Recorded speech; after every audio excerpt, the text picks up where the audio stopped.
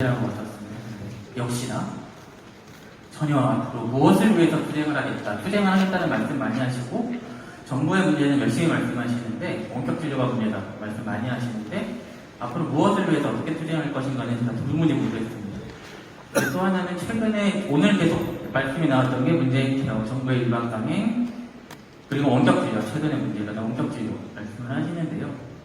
여기에 대해서 좀 저희가 여기에만 집중을 하면 되는 것인가, 다른 정책들은 어떻게 될 것인가 잠깐 말씀을 드려보겠습니다. 지금 의제인투에서 첫 번째 반대하는 게 건강보종합계, 건보종합계 전면 반대가 첫 번째 목표입니다. 근데 건보종합계획을 반대하는 이유는 52조를 들여서 보장성을 70%를 함에도 불구하고 심사체계 개편을 통해서 석가율을 해결해 놓으겠다. 그리고 수가는 앞으로 5년간 이건 47% 수가 인상은 해주지 않겠다라는 의미를 분명히 밝혔기 때문이지요. 그런데 거기에 보면 건보종합계획에 정부가 만들겠다는 의료제도의 변화의 가장 중요한 수단은 커뮤니티 케어 그리고 만성질환 관리제입니다. 하지만 아시다시피 커뮤니티 케어의 방문진료 그리고 1차진료 망관제는 의협에서 적극 참여를 하고 계시고 만성질환 관리제는 아시다시피 작년에 저희 의협에서 열심히 해서 포창을 받을 건까지 하셨었지요. 그리고 커뮤니티 케어 방문진료로 전주시에서 지금 첫 번째로 되고 있다라고 얘기를 하는데 전주시 관계자의 언론 인터뷰를 보면 의협에서 직접 내려가서 수차례 협상을 하고 커뮤니티 케어 방문진료 시범사업을 전주시에서 하기로 했다라고까지 나오고 있습니다. 그러면 건보종합계획은 반대를 하면서 커뮤니티 케어 방문진료, 만성질환 관리제 그 안에 들어가 있는 두 가지 중요한 사항은 과연 우리가 협조하는 게 맞을 것인가, 그렇게 해서 우리가 무엇을 얻어낼 것인가 라는 게 의미 걱정이 될 수밖에 없고요.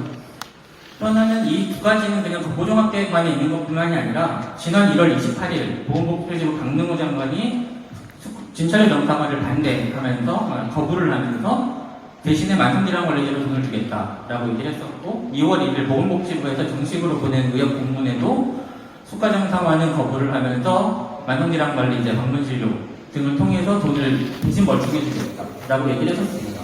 그럼 우리가 수가 지금 저희가 모인 것도 의제인투도 처음도 진찰료 정상화, 수가 정상화를 그러니까 거부를 당했기 때문에 그에 대한 전면 투쟁을 하겠다고 회장님께서 2월 달에 정부와의 전면 투쟁을 선포를 하시고 여기까지 온 건데요.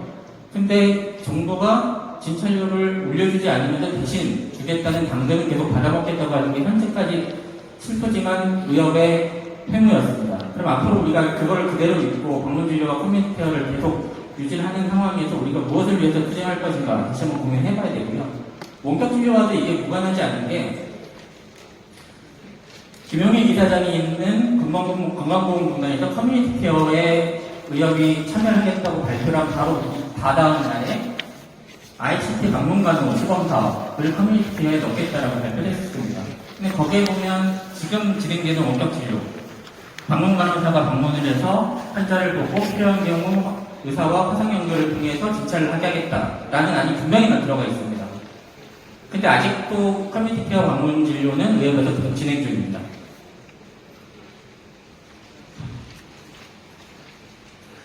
그리고 만성질환 관리제도 마찬가지죠. 망관제도 지금 가지만 그저께 나온 국가 입법조사처의 보고를 보면 앞으로 원격 진료 여부를 법제화하기 위해서 만성질환 관리의 원격 진료, 원격 모니터링 제도의 성패를 확인을 하고 원격 진료를 법제화하는 것을 고려해야 된다고 국회 입법조사처에서까지 얘기를 하고 있습니다. 그럼 우리가 원격 진료를 막겠다. 지금도 오늘도 여러분이 말씀하셨는데 그럼 원격 진료를 막겠다 그러면 지금 정부와 국회가 그 원격 진료를 진행하기 위한 수단으로 하겠다는 방문진료 그리고 망관제 이거 같이 반대를 해야죠. 근데 반대를 안 하십니다. 이런 게 저희가 이제 흔쾌히 무엇을 위해서 투쟁을 해야 될 것인가라는 고민을 할 때 계속 될 수밖에 없는 상황이고요. 또 의료분양 특례법 얘기하셨습니다. 좋죠. 우리 다 하죠. 근데 아마 회장님 그때 병원에 계셔서 모를 테지만 지난번에 얼마 전에 안동에 산부인과 선생님이 구속되셨지만 당시 거기에 대한 구명 탄원 운동에 대해서 계속 탄원서를 진행하면 단식에 부정적인 영향을 미칠 수 있으니 탄원 운동을 중단하라 라고 얘기하셨던 분이 지금도 의협집행부에 앉아 계십니다. 그러면 의협이 얘기하는 의료분양 특례법이 과연 진정성이 있습니까? 최소한 회원, 구속된 회원보다 단식에 대한 영향이 더 중요하다고 얘기하시는 분들은 최소한 파업, 투쟁을 외치실 자격은 없다고 생각을 하고, 최소한 회원으로 살지 모르겠지만 저희가 파업까지 하고 우리가 의료 정상을 위해서 만들겠다는 제도라면 최소한 우리를 이끄는 지도자의 자리에는 안 계셔야 된다. 그래야 우리 회원들이 믿고 파업을 하든 투쟁을 하든 무엇이든 할 수 있을 것이다 라고 생각을 합니다. 그래서 앞으로 의협집행부에서 제대로 된 이제까지 투쟁의 실패에 대한 책임을 질 만한 분들은 책임을 지고 자리에 물러나시고 새로운 인선을 하시고 새수를 새부대에 넣으시고 제대로 된 투쟁을 해주시길 부탁드리겠습니다. 이상입니다.